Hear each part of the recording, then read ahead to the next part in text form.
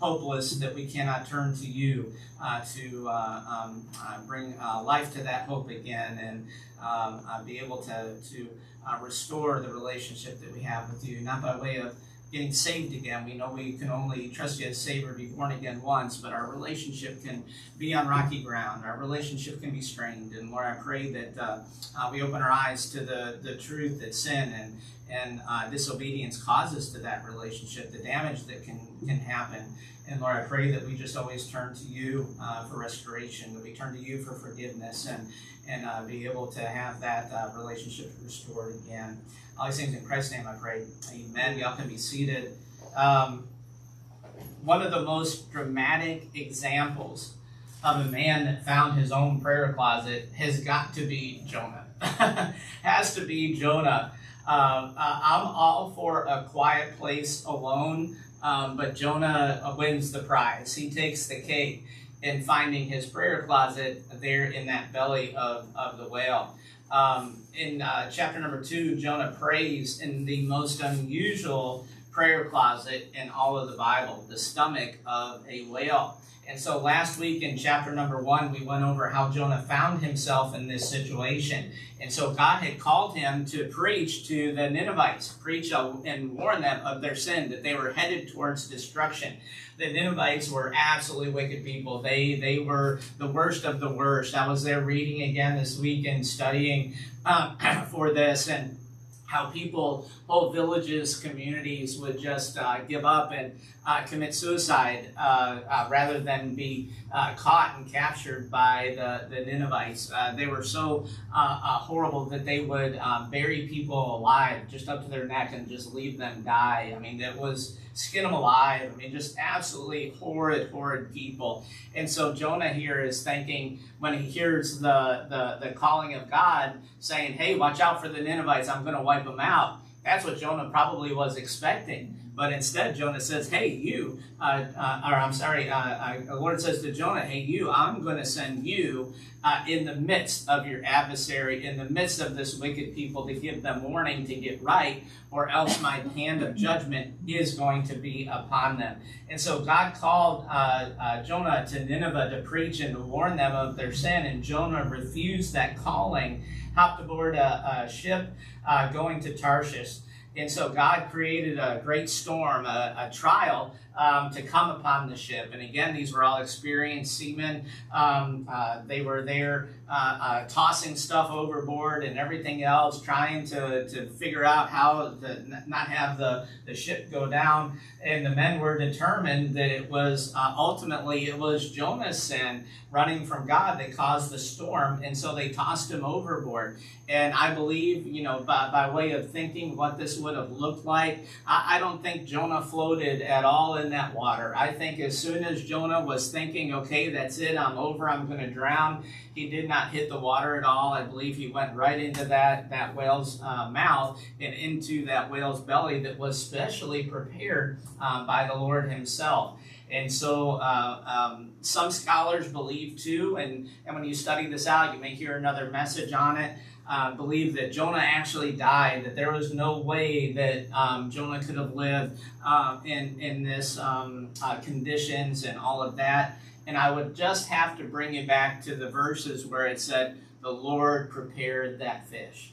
And so the Lord had prepared that exact whale for Jonah in this case. And whatever the Lord did, however he did it, created an environment that was there suitable for Jonah not to die and be resurrected, but for Jonah to live throughout the whole thing. And so Jonah in chapter number 2 says he is on the brink of death, that he is there cashing it all in. But he is still very much alive for those 3 days and 3 nights, those 72 hours, however long we're referencing here, 3 days, 3 nights in the whale's belly.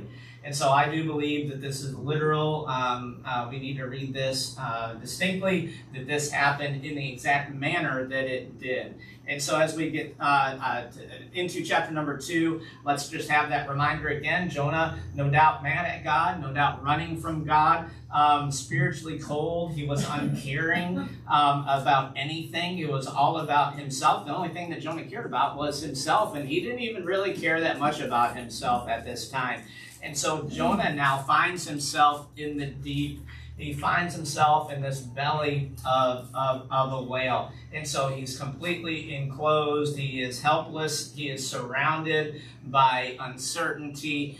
He cannot do anything at all. He is, I'm sure, thinking that he is always just one breath away from dying. He is in a dark, miserable area. May think Jonah hits rock bottom in the bottom of the sea. And so through this story, we're going to see the fact that no matter how deep we are, no matter how deep in trouble, no matter how deep in discouragement, and if we can go ahead and just start some application here this morning, you may be like that with your marriage, you may be like that with a relationship, you may be like that with just life in general, that you may be discouraged and doubt and maybe wrapped up in sin or wrapped up in a situation and you just think it's absolutely hopeless, you think it's too far gone. How many of y'all may have had a situation like that or a relationship? I don't know why, but it's on my mind right now. I don't have anything specific, but I think of maybe relationships and people that we have written off. It's too far gone.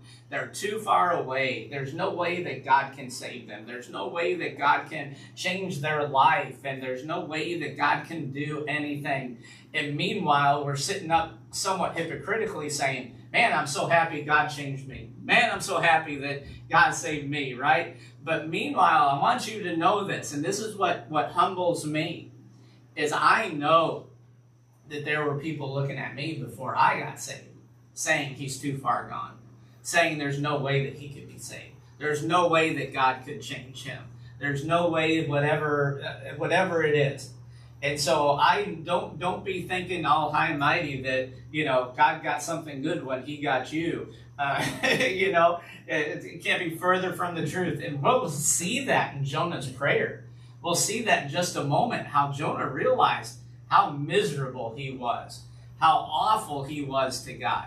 And in spite of that, he praises him. And so no matter what, take the takeaway from here this morning, God will hear your prayer. He will hear you in your discouragement. He will hear you no matter how deep you have gone off the deep end. He will hear you in how far down in doubt you are. No matter where you are, he will hear you. And so let's take a look quickly here this morning at Jonah's 3 prayers from the whale's belly. Verses 1 and 2, the Lord heard his prayer of distress. He was his prayer of misery. He was not in a good position at all. Verse 1 and 2, then Jonah prayed unto the Lord his God out of the fish's belly. And he said, I cried by reason of mine affliction unto the Lord, and he heard me. Out of the belly of hell cried I, and thou heardest my voice. And so here, Jonah's fully realizing, saying, hey, the only reason why I'm praying right now is because of this affliction. Had I been on that boat, continued, had I made it to southern Spain, Tarshish, had I made it to the opposite side of the world, I wouldn't be praying right now. I would not be there in this situation at all. I wouldn't need any dependence on God. He would still be the furthest from my choices here. But because of this affliction, because of this trial that I'm in right now, I'm having to cry out to the Lord. So here, Jonah was in trouble. He had come unto his own. He has realized, hey, I'm in this situation because of my way. I've found myself in a spot that I cannot get out of. You think about this.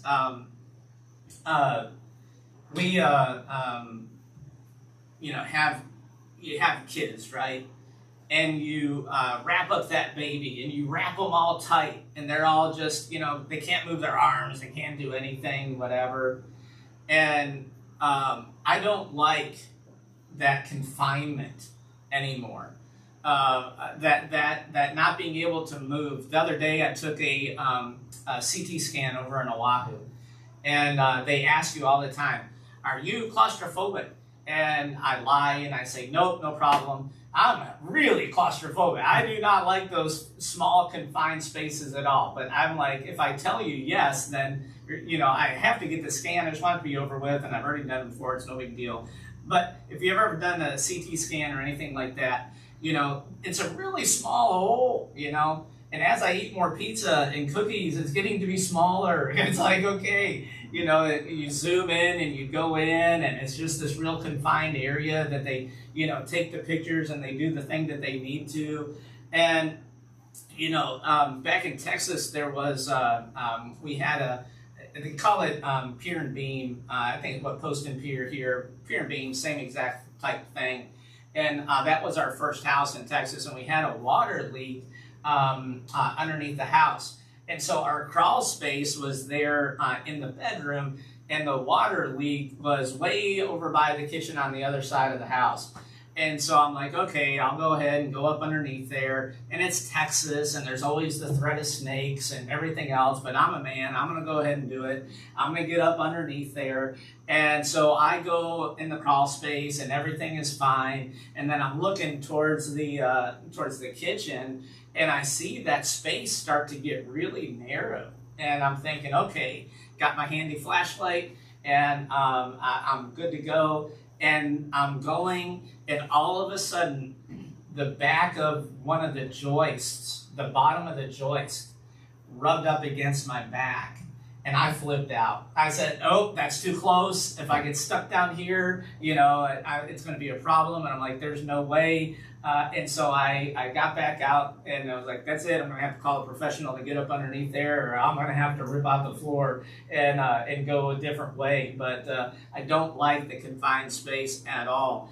And here you think of Jonah being in this belly of the whale, and how confined that must have been. Probably couldn't even move around or scratch his nose or anything at all. He's just there in this, seems like a coffin, just not able to move at all. And here he's realizing that moment of, how did I get here? Oh yeah, disobeyed God. God said, do this. And whatever would have met me in Nineveh surely had to have been better than where I am right now. Jonah was in trouble. He was there in great distress. He was there realizing his sin has ushered in this misery. Jonah was in a spot, no doubt, most miserable. I can't remember what day it was, but it may have been for Father's Day. I made myself some lobster tails.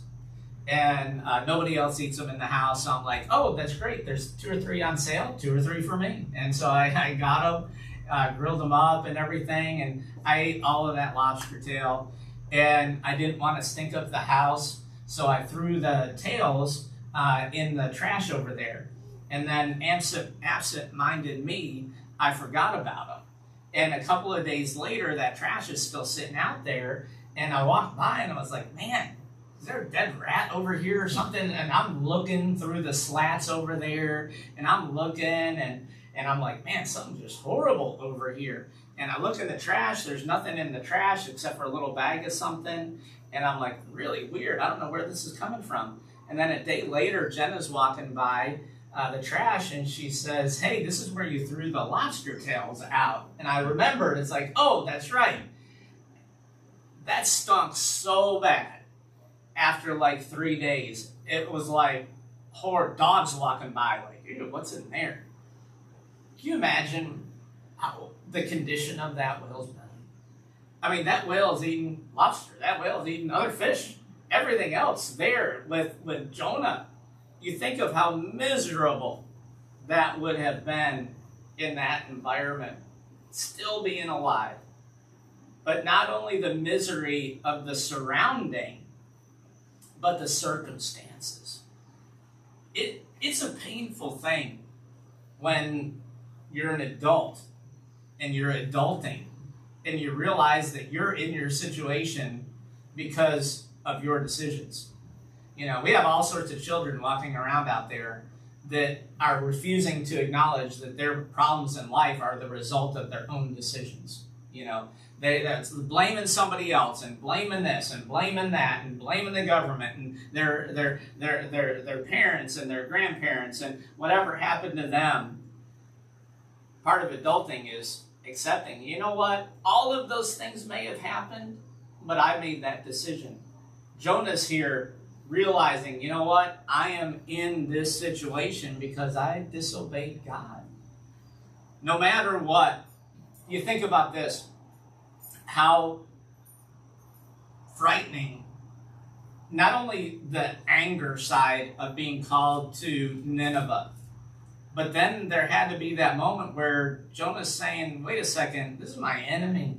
And you want me to walk right into their fortified city?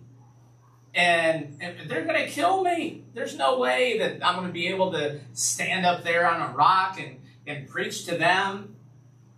And so you have the anger and the fear. And now he's realizing, you know what? It's better to be in the center of what God says. And unknowing how he's going to do something than be in the place of disobedience. Be in the place of out of what God wants, out of God's will. And so here Jonah's realizing, I'm here because I brought myself here. I did this, and now I'm suffering. And in this distress, the end of verse number 2, out of the belly of hell cried I, and thou heardest my voice. So no matter what decision you have made, no matter what circumstance you're facing, because of that decision, because of that trial that the Lord may have brought into your life to get you to a point to realize, hey, this is not the place you want to be. Hey, this is where you have gone wrong. He's going to hear you. How many you may have asked, you may have hit rock bottom, and you've asked that question, Lord, do you even hear me? Do you even care? Are you even aware? Jonah's answer was, yeah, you heard me. From my distress, in my horrible misery, you heard me. He'll hear you today. He'll hear you in that tough place. No matter how deep it is. Verse number 3. For thou hast cast me into the deep, in the midst of the seas, and the floods compassed about me. All thy billows and thy waves passed over me. Then I said, I am cast out of thy sight, yet I will look again toward thy holy temple. The waters compassed me about, even to the soul. The depth closed me round about. The weeds were wrapped about my head. I went down to the bottom of the mountains. The earth with her bars was about me forever. Yet hast thou brought up my life from corruption, O Lord, my God. And so Jonah here, rock bottom. And then we have 7 different descriptions or kind of metaphors here that he uses to describe how deep he is, how deep his sorrow is, how deep his depression, how deep the situation is. He's rock bottom, about the floods surrounding him, the waves and the billows. Billows are just a great wave, usually caused by a great wind. So you have waves that are coming up, and even a small wave. How many of y'all have ever had that embarrassing moment where it was a really small wave, but it knocked you off your feet? You know, just that little small thing. But the billows are the big waves that come over you, and there's a huge difference. You know, the ones that are small that knock you off your feet, you know, those ones, you know, kind of surprising. You know, you probably should have been more aware, and you think, well, I could overcome that wave. But the waves that are driven by the billows, those are, you got no choice. You're going over. There's nothing you can do at all to avoid that wave. And so here he is, completely encompassed by these waves. The waters completely surrounding him. The deep, the weeds. I've had jobs here when I was doing the preservation work that the bank would ask, get a measurement of how tall that grass is. And I think the tallest I ever did was 8 feet tall, sawgrass. Had to do a quote on, they were asking, well, how many inches is that? I had to get out my calculator. It was like 12 times 8, whatever. And that sawgrass, they wanted it all cleared, and you had to get the measuring tape up. And you think of being encompassed and being surrounded by those weeds to where you can't see anything at all around them. They're just completely all surrounded. That's why I'm like, hey, the property next door, we got small weeds, that come up, nothing anywhere near something that would overcome a man.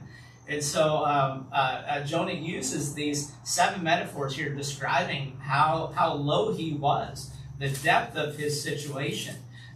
You think of the number 7 too. So you get numerology in this just a little bit. 7's a number of what?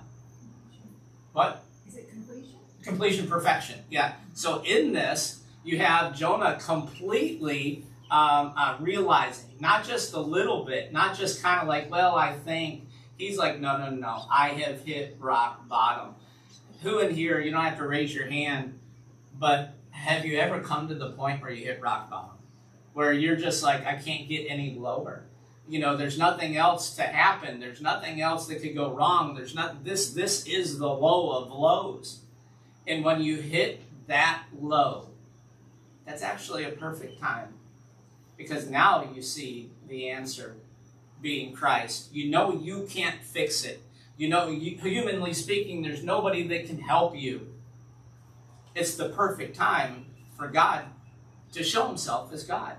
For the Lord to truly appear, and he has all of your undivided attention. So here, Jonah is there describing in this perfect perfection exactly where he is square, focused on the Lord, stuck in that whale's belly, can't even itch his nose, surrounded by the worst of the worst situations, can't get any lower. Lord, you've got my undivided attention now. You've got my complete attention. He was perfectly at rock bottom. See, the Lord here brought him to a place of brokenness. And let me explain that. God gave a command, and Jonah said no and ran. And so he said, fine, you want to run? I'm going to give you a couple of trials, and they're going to get increasingly more difficult until you realize how far you've gone. And so here, Jonah, the first trial was what? He had to pay to leave, right? And so he had to pay the fare to get on the boat to Tarshish. And then the ship came. And God's saying, okay, what else is it going to take for me to get your attention? Well, finally, he ended up having that trial be there that time in the whale's belly. It says, you're not listening. I've prepared a place for you. Now get this. Don't miss this. I've prepared a place for you. That place is safe. That place is still in my control. It's not a place where I've cast you out. It's not a place where I've kicked you out of my family and I've taken your salvation. It's a place that I'm going to take you to where we can get alone and you can completely focus in on me. Our trials are like that. People think, God doesn't love me because I'm going through a big trial of life. No, you're probably going through that trial because he does love you. Because he does care. Because he does want to get a hold of your attention, to spend that one-on-one time alone with you. To be able to get you to open your eyes in the darkness of the problem at hand. And so being in the whale's belly wasn't a punishment. It wasn't a God getting even with a disobedient Jonah. It was there, the Lord saying, okay, I'm going to put you in a place where you're going to have to listen to me. where you're going to have to be alone. And hey, we can go through some serious trials to where we feel like we are in that whale's belly, where we're just stuck and we can't move our arms and we can't go anywhere and we can't do anything, and where we just have to look up at the Lord and say, hey, you're right. And this was the purpose of the whale. Jonah needed to come to a point that he remembered the Lord, that salvation is of the Lord, and his sovereignty is also his. He is sovereign. So what Jonah was doing was saying, I know you want this. I know you've told me, but my will is greater than your will. What I want is greater than what you want. And is that recognizing God's sovereignty? No, it's not. When we get to a point where we say, my will is greater than yours, he no longer is a sovereign God to us. He no longer rules and reigns. But rather, he's taken now Jonah to a point where Jonah realizes that he's sovereign, that he is in control. And a sub-message in this is, if God can protect Jonah in a whale's belly, God could also protect Jonah in Nineveh too. And he does do that. So no matter what situation you're in, God gives you direction. He's sovereign. It doesn't have to make sense to you. It doesn't have to be agreeable to you. Our job is just yielding to that sovereignty. And so here Jonah is there. They're painting a picture of humility and grace, recognizing God's sovereignty again in his life. Rock bottom, realizing his sin, looking up at the Lord's hand of grace. His grace, his hand is there for you when you hit rock bottom. Verse number 6. I went down to the bottom of the mountains. The earth with her bars was about me. Yet hast thou brought up my life from corruption, O Lord my God. So here he's recognizing his imperfection, his corruption, his inability to his imperfection, I think I said. Best word to describe it. But here he's recognizing the sovereignty too of the Lord and the grace of God. That in all of my disobedience, in all of my rejection of your sovereignty, your grace and your mercy prevails. That you brought up my life. You saved me from this corruption, O Lord my God. And we hear the prayer of despair. So the first prayer that we hear is that of the distress. And then we hear the prayer from the deep. And then we hear the prayer of despair, verse number 7.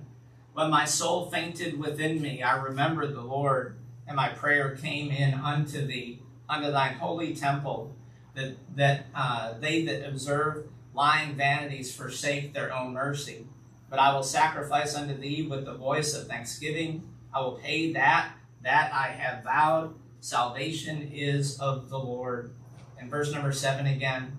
My soul when my soul fainted within me, I remembered the Lord, and my prayer came unto thee, unto thine holy temple. And so here Jonah was in a state of hopelessness. He's like, that's it. There's just no chance. There's no hope. It's completely over. It's just a matter of time before I die. When Jonah had no hope, he remembered the Lord. You know, it's really unfortunate that it took this desperate time for Jonah to remember the Lord. It's really unfortunate in our lives, too, that we remember him only during desperate times, only during emergencies, only during when we've exhausted everything and we're at the point that it's just hopeless. And then we remember, oh, but there's God. Realize how much easier our life would be if we would just remember him at the first of every problem or the first of everything. Just remember God first. He remembered God's sovereignty. And here we see that in the picture of the temple. End of verse 7. And unto thee, into thine holy temple. And we have this picture of the Lord just ruling and reigning from his throne in the temple. And so he remembers God's sovereignty as picturing God ruling in the temple. And he had no business telling God no. He had no business challenging the command of God, saying, I know better. You do realize that, right? That when we have a command of God, and no matter how it happens, but we don't do it, we ignore it, we disobey it, it's all the same thing. It's saying, I know better. God says, a great example, for us today. Hey, we're not to forsake the assembling of ourselves, right? We're supposed to come together as Christians no matter what's going on and be able to come here Sunday morning, right? But when we don't, we say, well, I know better. I don't need that. We're just telling God, his sovereignty, his will is that his people gather together, but we say, well, I know better. It's okay. Watch out when we start saying, I know better. Could find ourselves right around that trial that's going to cause us to realize our error, just like Jonah. So he remembered God's position as sovereign king. In the deep, in the distance, in the darkness, Jonah realized his error, and he repented of that error. He turned to the Lord for hope, not the false gods that could do nothing, but he turned to the Lord. How do you know it was true repentance? How many of y'all have done this? Lord, if you just get me out of this situation, then I will, right? Lord, I'll never miss a church service if you just do this. Right? I will never, Lord, if you just do this one thing for me, then I will be forever committed to whatever it may be. Right? Where is that? Here Jonah's saying, nope, I did it all.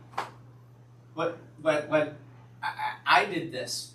I robbed you of your sovereignty. I ignored that. I have forsaken you, and I recognize your goodness, your mercy. And he said, whatever happens, happens. I'm okay with it. Whatever you determine is what happens to me, I recognize your sovereignty. So I'm not even going to make that trade with you. I'm not even going to put that demand on you. Say, I did it. Now, whatever lot falls on me is the lot that falls on me, because that is your will. Verse number 9. But I will sacrifice unto thee with the voice of thanksgiving. I will pay that I have vowed. Salvation is of the Lord. I can't help but think a lot of people believe that this was Jonah in a negotiation, like I just said. That he was here negotiating with the Lord in between the lines of these verses and saying, Lord, if you just get me out of this situation, then I'll go preach the word. I'll go to Nineveh. I'll go do this. I'll go do whatever you want. The problem is we can't say that, so I'm going to maybe read between the lines again with this, if you give me a little bit of leeway. I think at some point in Jonah's life, he had made a vow unto the Lord before this took place. I think in Jonah's life, sometime when